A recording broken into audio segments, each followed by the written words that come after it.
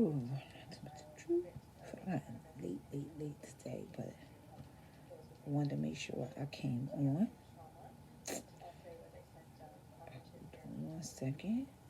I am trying to. It has been a Clubhouse Sunday. I want to tell you, hey, Lakeisha, Little John, how are you, sweetie pie? Sweetie pie, how you doing? How you doing, guys? I know I'm a little bit late this evening. It has been a full day. I want to tell you, I got my 10,000 steps in or better because I was grilling today.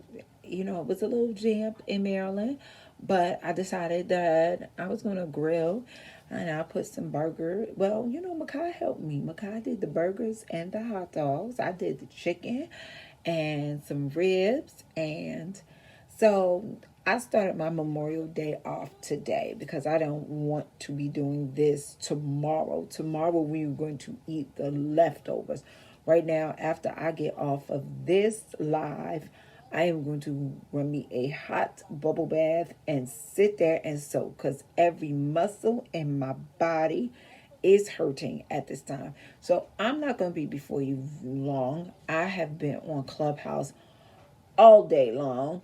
I have met some of the most phenomenal women I think there are on the planet. One day I asked God, please connect me to women who can either uplift, build me, and take me to the next level, or women that I could serve as a motivator, a catalyst for change, and to help people know that they don't have to give up on their dreams. A lot of times we get to a certain age and we feel like if we haven't accomplished it, that it's not possible to happen. But I'm here to tell you, the devil is a lie. God's a promise keeper, and you can fulfill your dreams. You can live your best life. I think right now at 50, I'm seeing some of my friends live their best lives right now. My sister Sharon just got her ED and education, and she's rocking out as a doctor with servant leadership going on down as her major, but that's what she's been all her life, a servant leader. She has been the head of our class in school. She has kept our class alumni together. As a matter of fact, we're getting ready to take this party to Jamaica next month. Well, not June, July, but blink your eyes twice. We are through May. And so I'm so super excited about that. I need a break. I need a vacation. I've never been out of the country before. I am 50. I'm just getting my passport. So if you haven't done things in your life before, it's your time to live your best life. No matter what age you are, live your best life. Be happy. That's what I learned on the gratitude journey. Choose love first. Forgive some folk.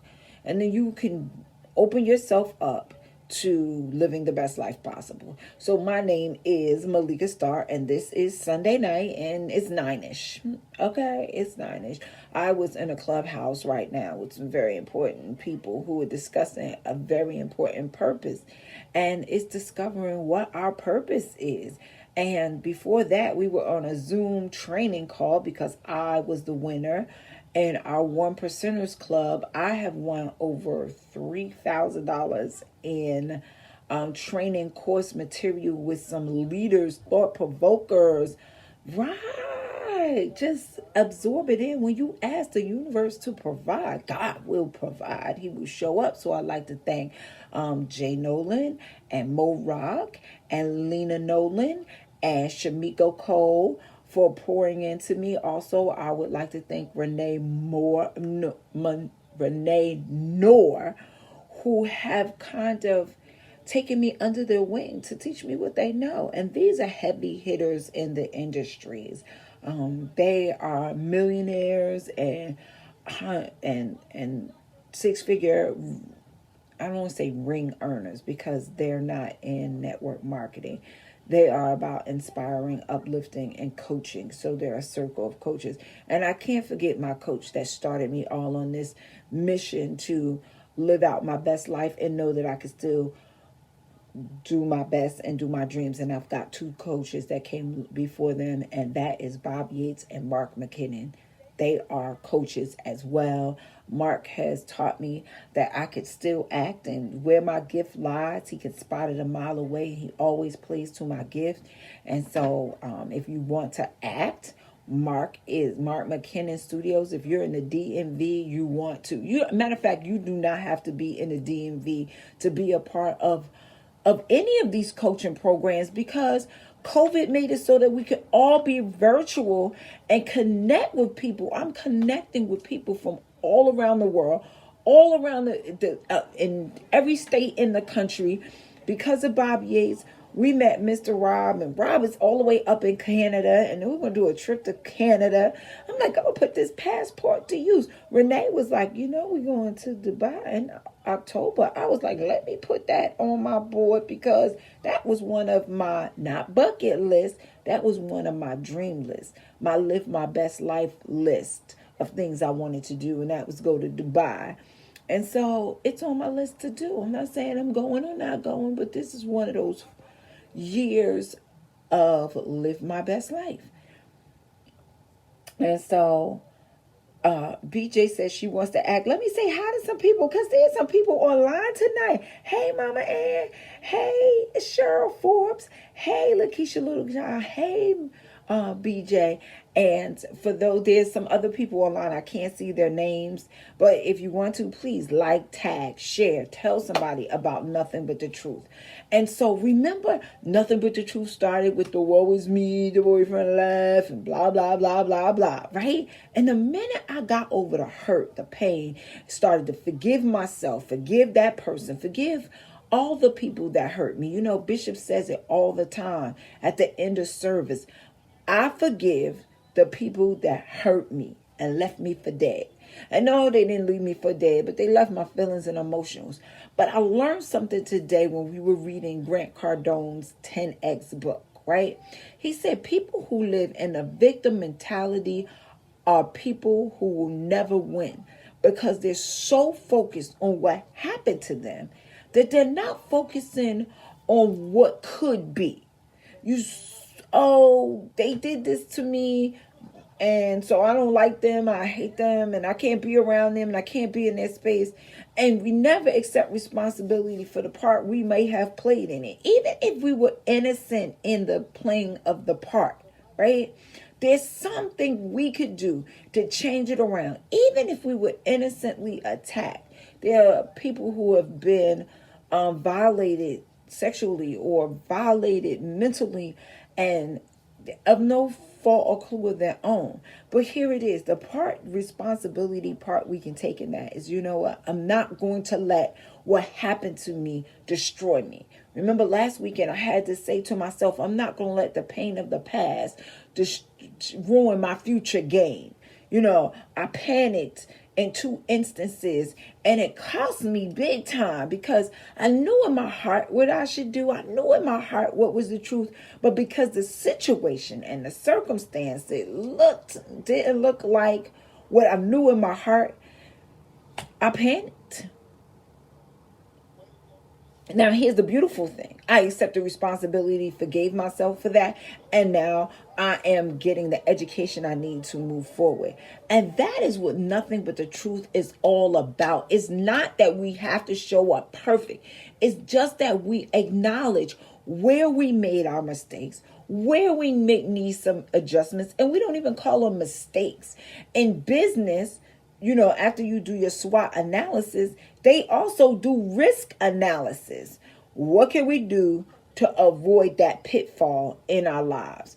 And so that's how we have to look at life. Look at your life like you look at a business. And if your business isn't doing right, you don't just fold your business. What you do? You look for opportunities to either improve on what you're building, or you sell it, right? But we can do that with our lives. We can look for opportunities to improve. We don't have to self-destruct. We don't have to give up. We don't have to commit suicide. We don't have to just give in to status quo and live a miserable life while we're living. We can still live our best lives. And the best way to live our best lives is really to just sometimes accept responsibility for our stuff and where our life is. And know that we got choices. When Pastor Yolanda said, now, my mother said it to me first. But sometimes, you don't always receive from your mothers. And I know my mom had told me this before, but I was so in my emotions. I thought she was being critical or whatever, and I didn't really receive it. And so Pastor Yolanda said it.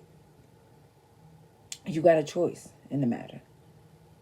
Whatever the matter is, you have a choice. And sometimes we feel like we have to play the hand that's been dealt to us. But you don't know, you can throw those cards in and get a new hand. And sometimes it'd be a better hand than what you had before. I'm a card player, so I know. You can always get up from the table and walk away. The choice to stay in the abuse, the neglect, the feelings low, you know what I mean? I talked to so many women who used to, and I was there too. Let me talk about me. Because remember, nothing but the truth was about me. I was that girl who's going to make you love me. And I was going to do everything within my means, including sacrifice whatever I needed to for you to love me. Until I realized that's not possible. Because people are going to be who they are. And you can't force people to do anything they don't want to do. They have to choose to do it. So then I had to make a choice. And my choice was, I wasn't going to spend my life trying to force people to love me. I got broken from the people pleasing. It is what it is. You're going to like me or you don't. You're going to love me or you won't. You know what I'm saying? And I'm going to be okay with it. And the minute I did that and I got free from that, God sent me somebody to just say, you perfect. Just the way I am. Just the way I am. I'm not going to leave you. And I'm not going to hurt you. What? Get out of here. That's possible. But the minute I made a choice, something better came along. And that's what I know better. That the minute you make a choice that you can have a better life, you won't do the things to self-destruct, self-sabotage. Because I could sabotage some stuff too. Because things could be going good and going good and going good and boom, I do something to sabotage it, to get it away. I panic. I don't believe it's real. But if God is giving it to you, God said, my blessings are yea, and they add no sorrow. So when God is blessing you, God is not blessing you to make you miserable. He's not going to give you a blessing and then just take it away. I know Job said, the Lord giveth, the Lord taketh away. Blessed be the name of the Lord. But God did that just to see, hey, do you love me or the stuff I'm providing for you? And sometimes we make idols out of some of the blessings we've been given. And I don't know why he got me going there, but we do that sometimes. I've done that. I've made idols of people. I've made idols of things.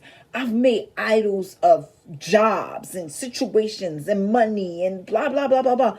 But I have to realize, you know what? God is my God. And if he brought it before, he'll bring it again. Give or take, whatever. Blessed be the name of the Lord. But he's not a stingy God. And so that's what's going to take me to today's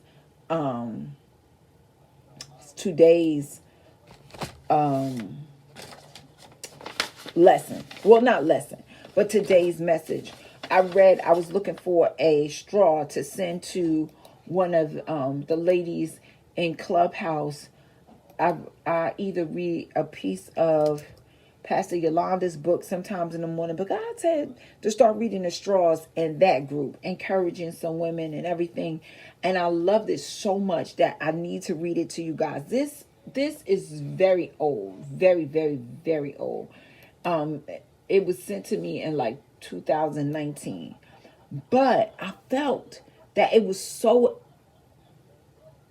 encouraging because I still feel like there's people out here that's like, God, when. Another thing too, when you do something good for somebody else, it's going to come back to you. You don't know when, you don't know how. It's just like the other day, I told you guys to go get Sassy Perspective seasoning. Very good seasoning. And you go to sassyperspectives.com and go under new merchandise. And this is from Giovanna Wallace. Now, because I did that out of the kindness of her heart, I was gifted a meal of the month, and it was delicious. And now she got a new sassy sauce coming out. She put it on those ribs. I should have bought a bottle so that I would have had some to give. I would have had some for my ribs at home. But hey, it is what it is. But I sent this to myself because I wanted to read it to you. But God is so good. So God is amazing in how he sets things up. What we need to stop doing is living life in fear that if we give to someone, it won't come back to us. And what I've learned is if you give, it's going to be given back to you, pressed down, shaken together, and running over, whatever you give. If you give drama, you're going to get back drama.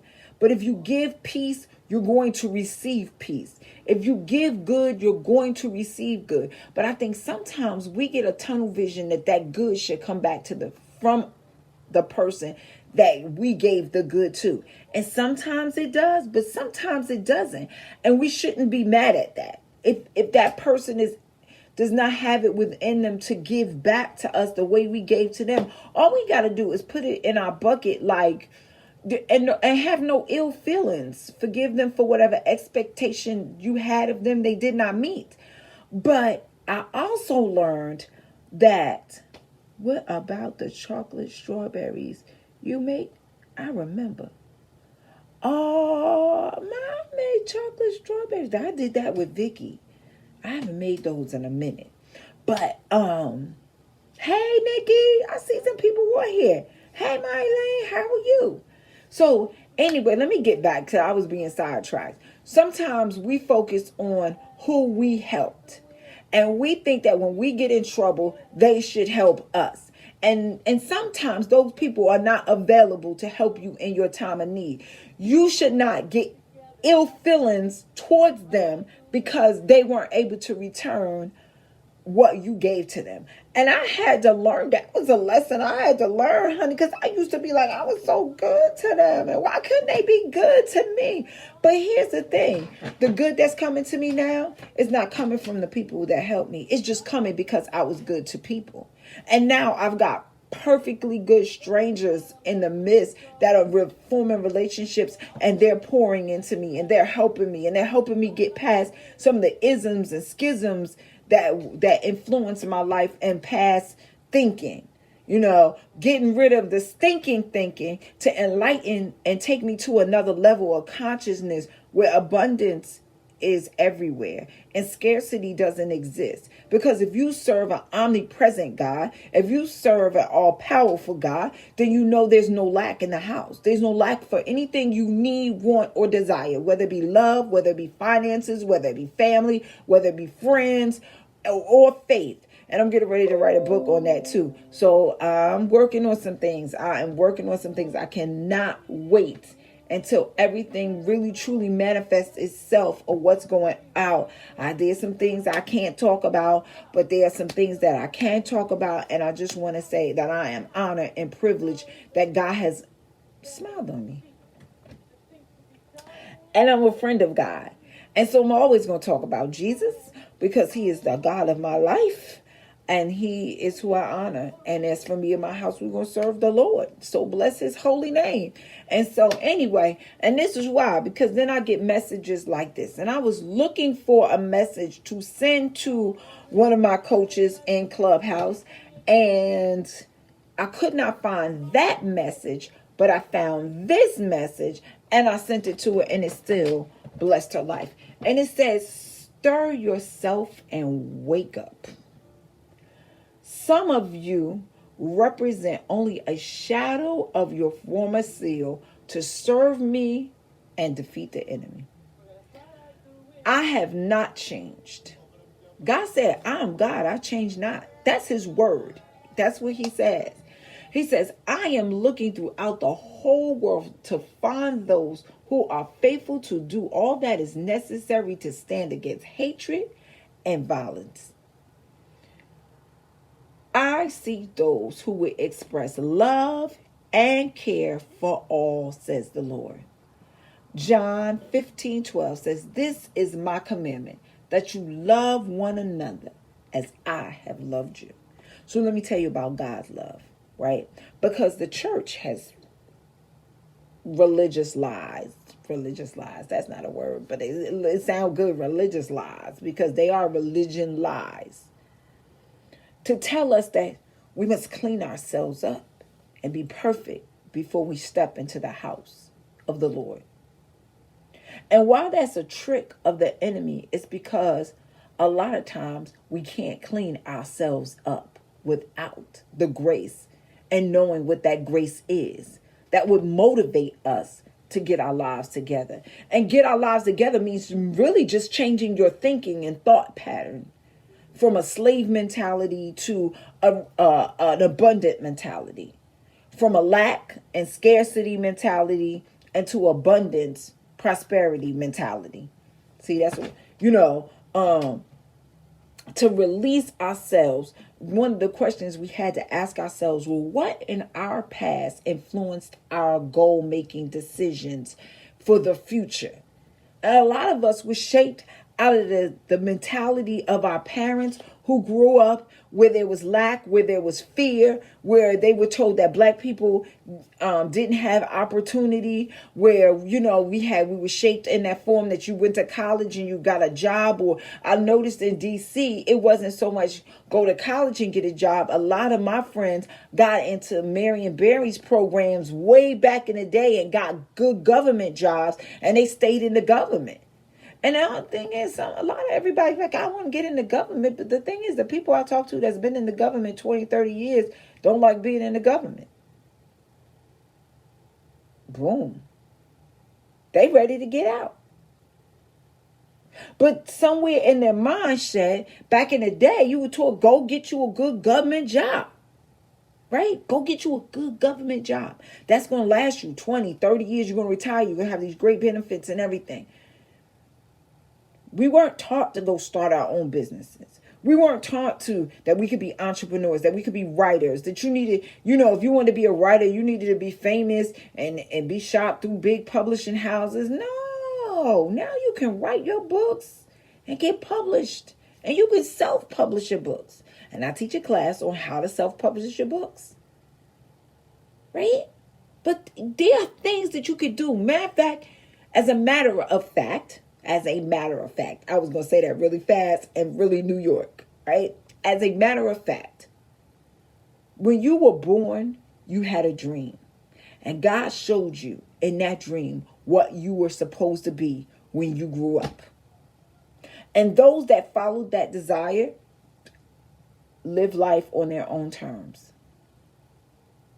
Those that followed the opinions of other people may even be successful, but may be miserable, because it wasn't what they were born to do lining up with their purpose. It was what somebody told them to do.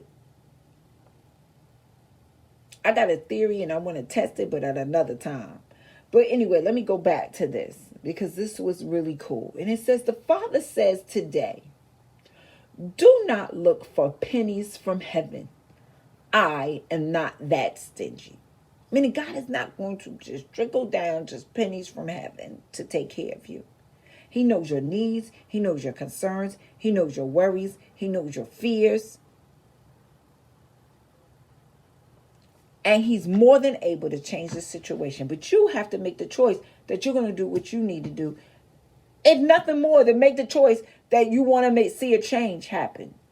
That's what I learned in Celebrate Recovery. Celebrate Recovery taught us the steps that we needed to get to our part where we could be free.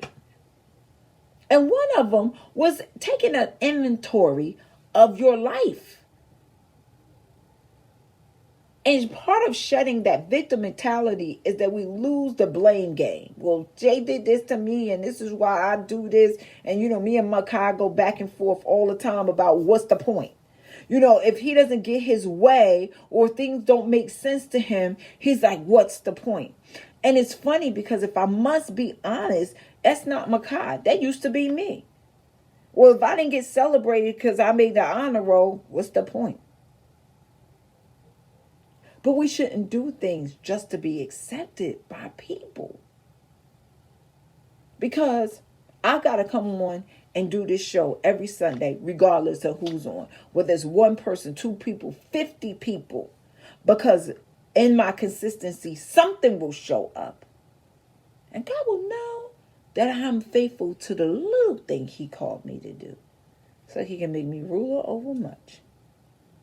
But if you're not consistent in a little bit, then you lose the much. Mike Murdoch said one time, you don't deserve that which you don't take care of. So I had to check myself about what I was taking care of.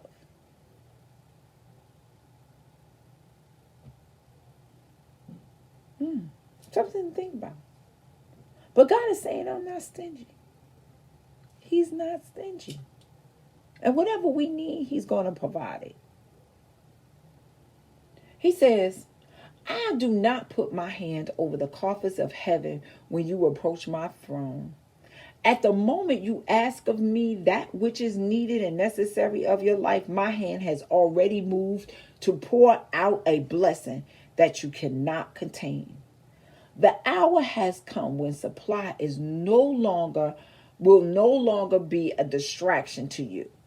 And I get what he's saying, because sometimes when we are in lack, when we are going through, when we're trying to figure out how this bill going to get paid or how we're going to take care of this thing in our life, it becomes a distraction that we're not focused on what we're trying to accomplish.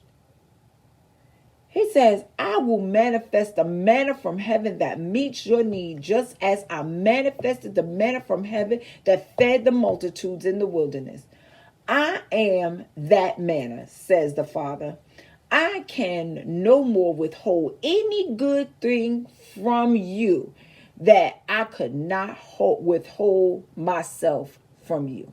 Wait a minute, let me repeat that again. It says, I am the manna of heaven, says the Father, and I can no more withhold any good thing from you than I could withhold myself from you. So God is saying, if I don't withhold myself from you, I can't withhold the majesty and the magnitude of the goodness that I have to offer you. And the problem was, if we're not seeing his goodness, is because we're not pressing in. We're not changing our mindsets. We're not listening and applying the word that we've been given on the pulpits across the country. Because these pastors get up here and preach their heads off because they've laid before God and got a message for us to give it, and we don't want to apply it because that's for the pastor, or we put people on pedestals and we don't live up to what we know our fullest potential is. Oh, I'm not stepping on anybody's toes. I always give the disclaimer. I'm not talking to you or about you or trying to condemn you. I talk about myself because I want you to see how easy it is to acknowledge your ways so that you can make whatever changes and decisions you need to make to get to that better life. You don't have to live your life defeated, busted, disgusted, lonely, and grief, worried about. My dad died. It will be 6 years tomorrow. I am no longer in a state where, my daddy's not here. I can't live my life to the fullest. And I'm no longer feeling guilty that he's gone and I'm still here. And I don't know who that's for, but somebody is still in grief over a loved one that died 10 years ago. They still ain't got their life together. 20 years ago. Because the woe is me and they've programmed itself to constantly be the victim. Yes, do I miss my dad every day? I do, but I'm not letting it paralyze me to the point that I'm not going to live my life. I don't know who that's for right there, but that's for somebody who is stuck in grief and won't let it go. Nothing you do to destroy yourself is going to bring them back. The only thing you can hope is that you live your best life out here, right here on earth, right? So that when your time comes to take your last, that's the only thing I could say. Because we don't know until we take our last breath what's on the other side. It's just that I just pray that I have served God, love God, and that he knows my name. Not just because of my service, but that I have a heart for him to know that power and the power of the resurrection, the might, and that he's real. Let me finish this message because it's already 10 o'clock and I said I wasn't going to be long. And so let me finish this message and I'm going to get off this line and go take my hot bath.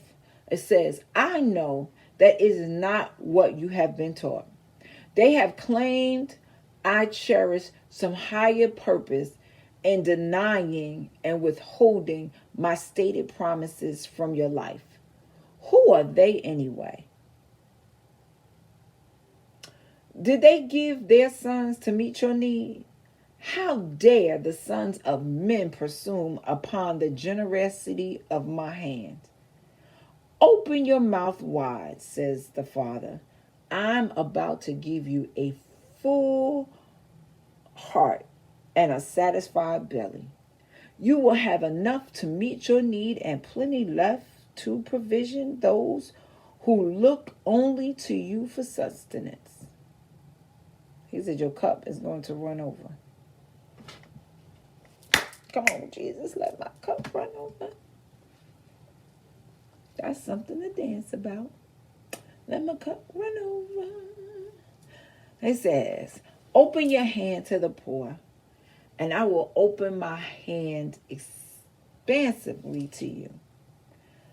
I am banking my glories in your life, for you are my chosen conduit of blessings into the earth. So when God blesses you, it's not just so you can get the Benz or the Lex or the Bentley, because now people are upping their games and they buying Bentleys and like they buy BMWs and Mercedes Benz. So it's not just for you to drive your fancy car and live in your big house. It is for you to be able to give back. And that's what I loved about the 1%ers. It wasn't about how much money they made. It was about the cause and the purposes. You know, one lady just was like, I am going to save the elephants, because they are beautiful creatures, and at the hands of militia, you know, elephants are becoming extinct, right? And her mission, her goal, her purpose is to save the elephants. Another woman's mission and goal is to help women in Africa who have been vaginally mutilated. Now that's a cause right there. Does anybody, you know, we ain't gonna get on that talk or that subject, but if you ever read The Color Purple, that situation was brought up in that culture. And to this day, they still do that in some cultures. But her mission and her cause is to stop it, bring awareness to it, correct who's been violated, and to stop its existence. That's her mission, her cause, her purpose. Somebody else's, Mr. Maurice Spado, his mission and purpose in the group is to stop a bill from the Federal Trade Commission that stops business owners from conducting business. So we all were designed for a purpose. And some of our purposes take funding. My ultimate dream is to create housing for single parents who don't have two-income households, who make above what the government requires eligibility for Section 8, and what regentification has done to the neighborhoods that we grew up in, and making it unattainable for single parents who have one income, unless they make over $100,000 a year, to have affordable housing. Now, I don't know whether I'm going to fight that on legislation, or whether I'm going to fight that and build my own communities across the country and support those. But I know what it's like to be a single mom and trying to keep a decent roof over my head. I was never brought up in the projects. I don't want to be raised in no housing community. And so I go to work. But sometimes nowadays, as a single person, even making decent money, it's hard to afford to live because everything of rents are so expensive. And so, yeah, we need affordable housing in decent neighborhoods. Not in the hood. I mean in decent neighborhoods where you could walk your dog and ride your bike, and even if you forget to lock your car, you're going to come back outside and your car's still going to be there. We want decent neighborhoods to live in. Okay, anyway, that's my plight for the day. Anyway, live on purpose every day. Trust that God that created you didn't leave you to live a miserable life. But if your life is miserable, just look in the mirror. And nothing more, just to change your thoughts. That's it. I am Alika Star, and I'll see you next Sunday at 9ish. Talk to you later. You have a great day. Bye, everybody. Thank you for watching. Please like, tag, share, and tell some people about Nothing But the Truth.